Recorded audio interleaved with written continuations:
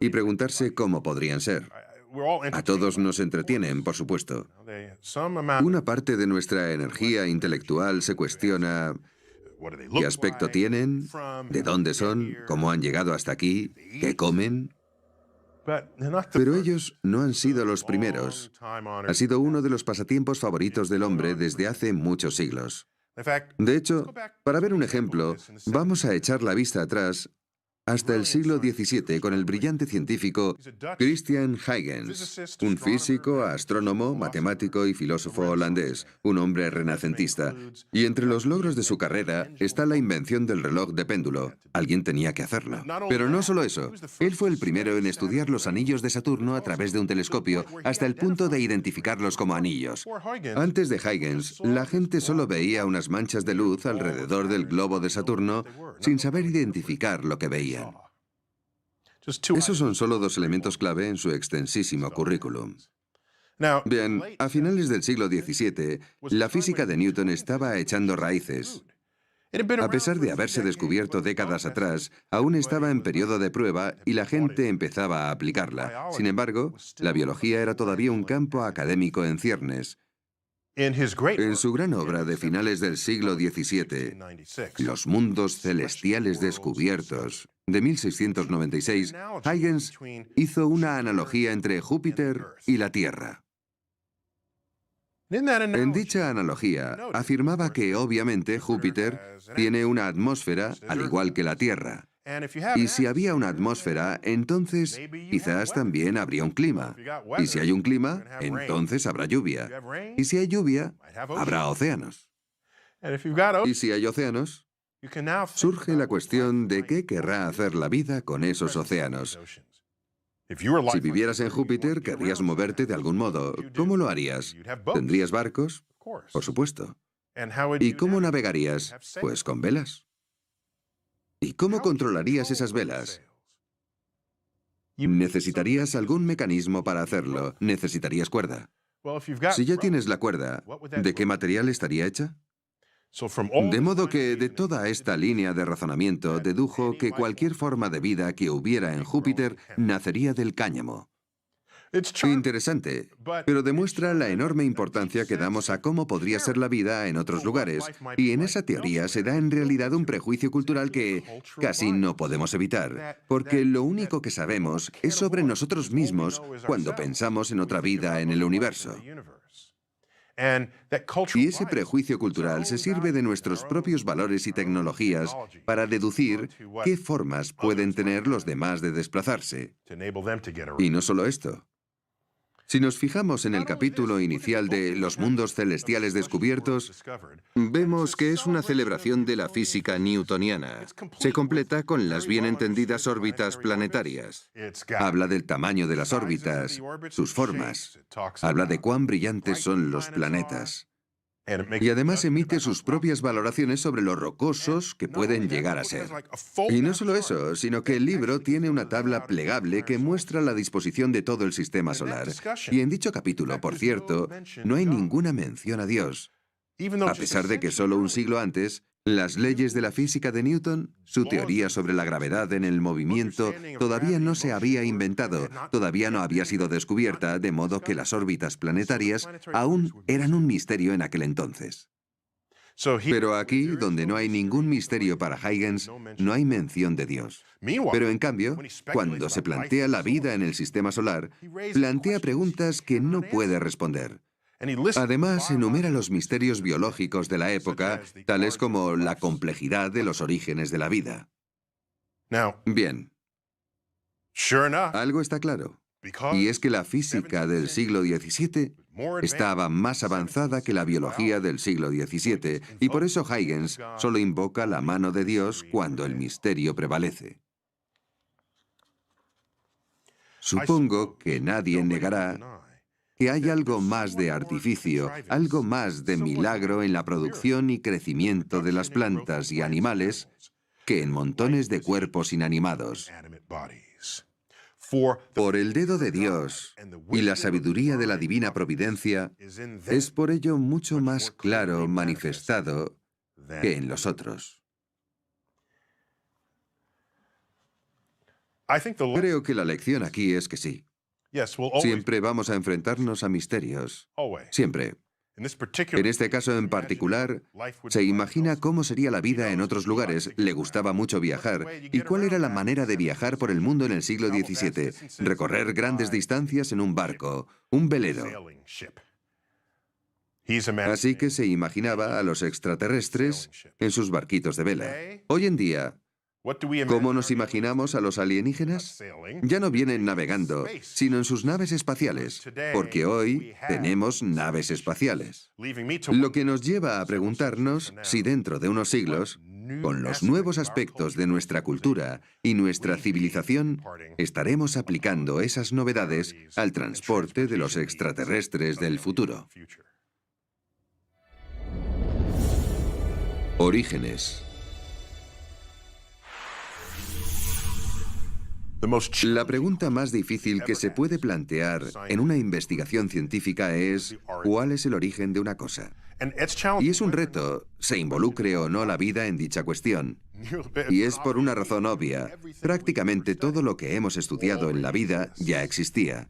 Así que se puede estudiar su pasado y observar su presente. Y tal vez extrapolarlo a su futuro. De ese modo, se construye una línea de tiempo de su vida. Así es como se hace. Pero, ¿cómo empezó todo? ¿Qué pasó al principio? ¿Qué pasa con la transición entre lo existente y no existente? En el universo, el conocimiento del nacimiento de nuestro Sol normalmente sería completamente inaccesible, porque ¿cómo vamos a remontarnos hasta esa época? No podemos. Afortunadamente, existen miles de millones de estrellas en nuestra galaxia, en todas las fases de la vida y la muerte. Así que podemos utilizarlas como representación de nuestros pensamientos sobre el Sol. Podemos deducir cómo nació el Sol. Y podemos deducir cómo nacieron los planetas que lo rodean observando cuidadosamente las enormes nubes de gas y polvo que hay en nuestra propia galaxia. Esto requiere telescopios especiales, por supuesto, no solo para ver la superficie de las nubes, sino mediante longitudes de onda de la luz para cavar más profundo y ver dónde está toda la acción. Pero con la vida en la Tierra, por lo que sabemos, solo hubo una génesis. Y si solo hubo una, no hay manera de comparar otras formas de vida que nacieran por separado de la nuestra, que tengan diferentes orígenes. Regresemos entonces. Vamos a imaginar que en algún momento hubo una conversión de moléculas orgánicas inanimadas en las que se incluyen elementos tales como el carbono, el hidrógeno, el oxígeno y el nitrógeno. Estos son los elementos tradicionales de lo que llamamos la química orgánica. En algún punto, hubo una transición de moléculas inorgánicas a seres animados que se reproducen. Eso debió de suceder hace unos 4.000 millones de años. Y esa transición, hoy en día, sigue siendo inaccesible para nosotros y, por lo tanto, sigue siendo un misterio. Debido a esto, cuestiona en gran medida nuestros esfuerzos por duplicar ese fenómeno en el laboratorio. No vemos cómo ocurre, podría ser, pero no lo vemos en ninguna otra parte.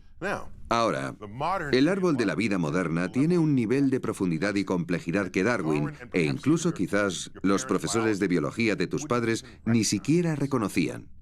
Por lo que sabemos, gracias a nuestras mediciones, toda la vida en la Tierra tiene una herencia genética común.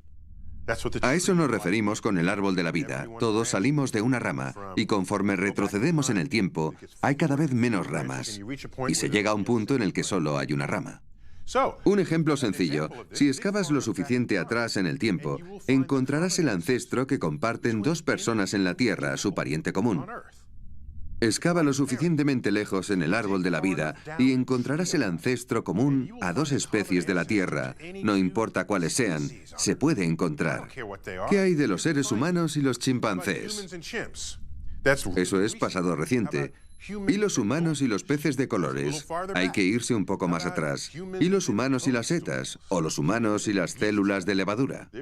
Hay un punto en el que se encuentra el nexo entre las dos ramas de la vida moderna. Así que, por lo que hemos sido capaces de determinar, ha habido una sola génesis en la Tierra. Así que, para poder entender la vida y entender cómo llegamos hasta aquí, lo que necesitaríamos sería una segunda génesis en la Tierra, o un conjunto de planetas en los que se dieran diferentes etapas de la formación de la vida, tal y como hicimos para estudiar la formación de estrellas y planetas en la galaxia. Esta es otra de las motivaciones a la hora de buscar otros sistemas planetarios en el espacio exterior. Si en ellos encontramos vida, haríamos un gran inventario de todo y después compararíamos y contrastaríamos. Así que lo que tenemos que preguntarnos, no obstante, es, puesto que en la Tierra todo sucedió muy deprisa, todo lo deprisa que se puede esperar se llevó a cabo en un par de millones de años, ¿por qué no ha habido un segundo árbol de la vida en la Tierra, o varios, coexistiendo en paralelo? La Tierra primitiva. Todos los datos que se conocen sobre la historia de los fósiles en la Tierra nos muestran que la vida comenzó casi tan pronto como las condiciones terrenales lo permitieron. Durante los primeros 500 millones de años aproximadamente, de los 4.500 millones de años de historia de la Tierra, el planeta aún se estaba formando, seguía acretando material sobrante del sistema solar naciente. A este periodo se le conoce como el bombardeo intenso tardío. Y la palabra acreción, como decimos en astrofísica, es solo un eufemismo para describir los continuos impactos de cometas y asteroides con planetesimales. Es decir, planetas que aún no se han formado del todo, pero si chocan se desintegran y pasan a formar parte de ese material en lugar de otro planeta que podría haberse formado. ¿De acuerdo? Ese es el proceso mediante el que la Tierra despeja su órbita, manteniendo caliente la superficie de la Tierra. Porque cada vez que uno de estos objetos choca, el terreno circundante se calienta. Y en esas condiciones, bajo esas temperaturas, no se pueden formar moléculas complejas, pues las moléculas grandes y complejas se destruyen en presencia de calor. Y al fin y al cabo, ¿qué es la biología sino la expresión más compleja de la química que conocemos? Bien, después del bombardeo intenso tardío, no hicieron falta más que 200 millones de años. Puede parecer mucho, pero no lo es. Solo son un 0,02 billones de años en la historia de la Tierra. Empecemos a contar el tiempo tras el periodo del bombardeo intenso tardío. Y ahora nos preguntamos, ¿cuánto tiempo se tarda en obtener la primera prueba de vida en la Tierra? 200 millones de años. Es decir, una vez que la Tierra se enfrió para permitir la formación de moléculas complejas, para empezar. Así que me veo tentado a preguntarme si la vida se formó tan rápido en esa época, prácticamente tan pronto como era posible, entonces, ¿por qué no se sigue formando vida en esta tierra fértil recién nacida? ¿Por qué no puede haber múltiples orígenes genéticos de la vida? ¿Por qué no hay múltiples árboles de la vida coexistiendo, formándose, muriendo y volviendo a formarse? 4.000 millones de años es mucho tiempo. Si ocurrió, si de verdad hubo árboles de la vida simultáneos, no hay rastro de ello. Y si fue así, nuestro árbol de la vida fue mucho más fructífero en la explotación de los recursos de la Tierra que cualquier otro árbol de la vida que pudiera haber estado compitiendo con nosotros. Y al final, fue nuestro árbol de la vida el que ganó. No estábamos allí en aquel entonces, pero los fósiles nos hablan de un solo árbol de la vida, de modo que realmente no podemos saberlo. Extremófilos. Una de las ramas del árbol de la vida que se ha establecido hace solo un par de décadas es la comunidad de organismos conocidos como extremófilos. Y como su nombre indica, se trata de amantes de los ambientes extremos. Unos ambientes que nosotros, los humanos, encontraríamos hostiles e incómodos. Lejos queda la época en que nos imaginábamos que toda vida en la Tierra requería de un lugar cálido, a temperatura ambiente, para poder evolucionar. Los extremófilos prosperan en temperaturas altas, bajas, con alta acidez o baja acidez, alta presión o baja presión, todo tipo de ambientes extremos. Estos organismos pueden con todo. Les va bien.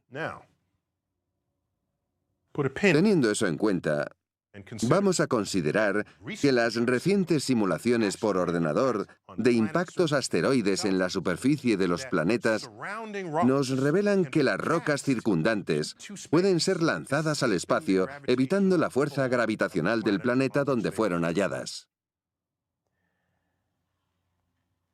Ese es un hecho interesante. Nos quedamos con ese hecho también. Bien. Tenemos la existencia de microbios extremos. Los microbios que pueden prosperar en ambientes extremos. También tenemos rocas que pueden lanzarse al espacio interplanetario, lo que les permitiría algún día aterrizar en otros planetas con el tiempo debido.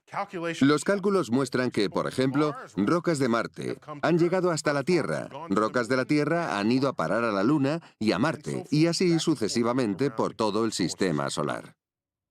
Ahora, hay pruebas que demuestran que hubo agua líquida en el Marte primitivo. Pruebas verídicas. Pero Marte está completamente seco hoy. Pero miremos las características de su superficie. Hay cauces secos que serpentean. Y hay llanuras aluviales y lechos de lagos. Todo completamente seco hoy. Seco como una pasa. Algo malo sucede en Marte. No sabemos qué, pero algo malo. En su día, sin embargo, suponemos que Marte fue todo un oasis. Por lo tanto, puede ser cierto que Marte fue húmedo y fértil mucho antes de lo que lo fue la Tierra. De ser así, quizás cabe la posibilidad de que hubiera bacterias polizones en Marte, escondiéndose en los rincones y grietas de las rocas que salieron disparadas al espacio. Algunas de esas rocas pudieron haber hecho el viaje desde Marte a la Tierra. Supongamos que tenía una gran diversidad de microbios, microbios de los que les gustan los entornos cálidos, así como microbios que pueden prosperar en condiciones adversas. Entonces, solo aquellos microbios que sobrevivieron al frío, la sequía, la radiación intensa del espacio, habrían sobrevivido, otorgando vida a la Tierra primitiva, otorgando a la Tierra primitiva los extremófilos. Esto se conoce como panspermia.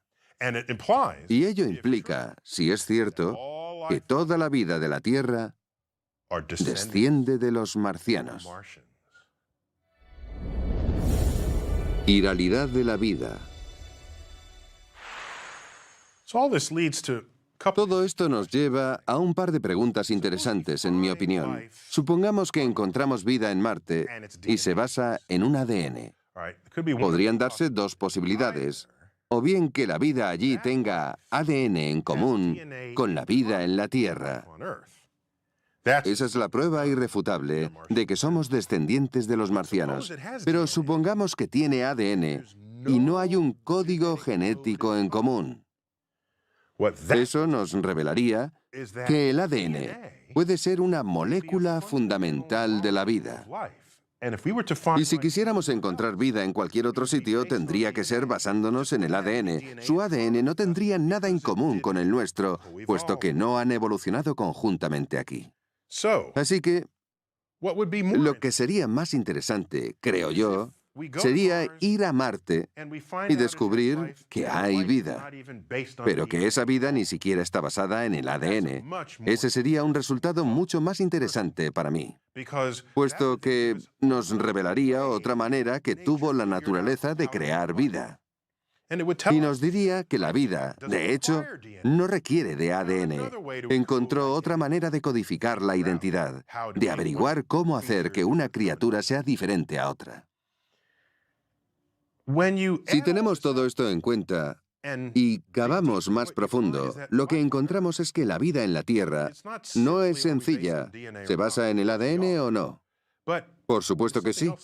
Pero hay otro aspecto que también es cierto, del que casi nunca se habla, y es el hecho de que las moléculas complejas, casi todas ellas, tienen una especie de mano dominante. No son la misma a un lado del espejo y al otro, y sin embargo, son químicamente idénticas. Como ejemplo, si coges un guante de la mano izquierda, y lo miramos a través de un espejo, ese guante en el espejo será un guante de la mano derecha, y viceversa. Por lo tanto, es posible tener un producto químico que es idéntico a otro producto químico en la teoría. Pero si lo estudiamos bien, veremos que es diferente en el espejo a lo que tú ves a este lado del espejo. Un ejemplo muy famoso, mi ejemplo favorito, es el de la molécula que da el sabor que obtenemos de la hierbabuena. Si escribimos la fórmula, es idéntica a la del sabor del comino, mismo número de átomos en la misma secuencia. Pero uno de ellos tiene la orientación de la mano izquierda y el otro, el de la diestra, y nuestras papilas gustativas distinguen los dos sabores. Y, por supuesto, el sabor de la hierbabuena y el comino no tiene nada que ver. No hay relación entre uno y el otro. Sin embargo, es la misma molécula. Resulta que la vida es abrumadoramente zurda. Las moléculas orgánicas están en los meteoritos, porque de hecho las moléculas orgánicas se pueden formar en el espacio interestelar, en el espacio intergaláctico y en el espacio interplanetario. Estas moléculas son perceptibles por todo el universo. Cuando encontramos moléculas orgánicas en los meteoritos y nos preguntamos cuántas de ellas serán zurdas y cuántas de ellas diestras, la respuesta es 50-50. Sin embargo, esas mismas moléculas, cuando nos fijamos en ellas en la vida en la Tierra y nos inclinamos por las que son zurdas o diestras, el 100% de ellas serán zurdas. Lo cual te hace plantearte, ¿habrá otro planeta ahí fuera como el nuestro, salvo porque allí sus moléculas son diestras? Es una pregunta muy interesante. ¿O por qué no hay un ecosistema coexistente en la Tierra en el que se desarrolle este régimen diestro? Entonces podemos preguntarnos, porque aún no está bien estudiado, podemos cuestionarnos, ¿hay algún tipo de ventaja de una mano sobre la otra, una ventaja inherente, ya sea en la búsqueda de fuentes, o tal vez dos formas de vida? Si una no interactúa con la otra, podría ser que no se puede derivar el alimento de la vida con la mano derecha frente a la vida con la mano izquierda. Ese sería un planeta interesante en el que vivir. Tendrías que saber de antemano cuál es tu presa. ¿Es zurda o diestra en su construcción molecular? Es una película de ciencia ficción que aún no se ha filmado, o un libro que espera a ser escrito. Yo desde luego lo compraría. La inteligencia. Tengo otra pregunta. ¿Cuán inteligentes son los seres humanos? Es curioso porque somos nosotros los que daremos esa respuesta. Y así, si definimos lo que significa ser inteligente, entonces, ¿cómo de preciso será a escala cósmica?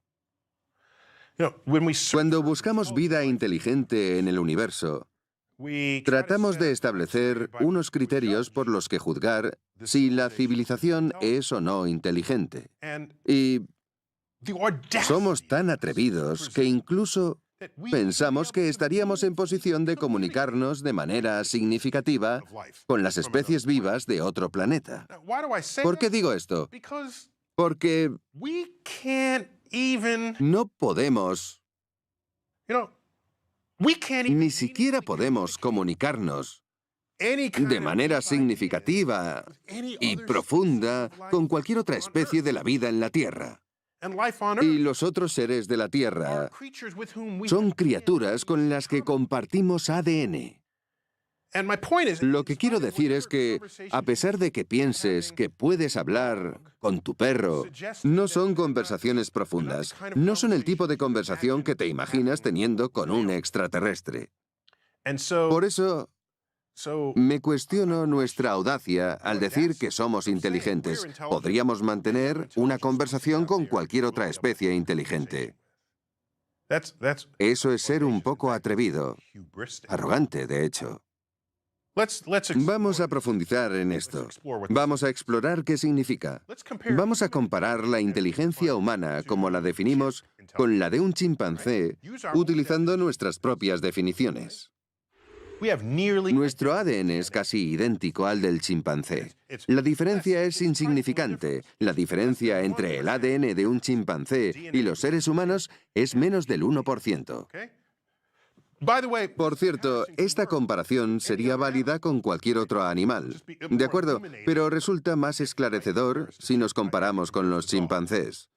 Podría hacer la misma comparación con los perros, pero prefiero hacerlo con chimpancés porque son el pariente más cercano. Así que solo hay un 1% de diferencia entre nosotros. Y si lo pensamos, ¿qué gran diferencia puede marcar ese 1%? Escribimos poesía, tenemos la filosofía, tenemos la tecnología, tenemos la 9ª sinfonía de Beethoven, hemos descubierto la física cuántica, hemos construido el telescopio espacial Hubble. Pero, ¿qué pueden hacer los chimpancés más inteligentes? Básicamente lo mismo que un niño humano. Incluso se les da bien algún lenguaje de signos rudimentario. Tal vez sean capaces de apilar cajas para llegar hasta un plátano o algún otro objeto de interés. Los niños también pueden hacer eso. Sin embargo, ese es el comportamiento de los chimpancés más inteligentes. Una vez más, estamos definiendo lo que consideramos ser inteligente. Ahora, imagina si quieres una especie de vida, una especie alienígena tal vez. Seguramente su inteligencia genética sea un 1% superior a la nuestra. Así como nuestra inteligencia es un 1% genéticamente superior a la del chimpancé.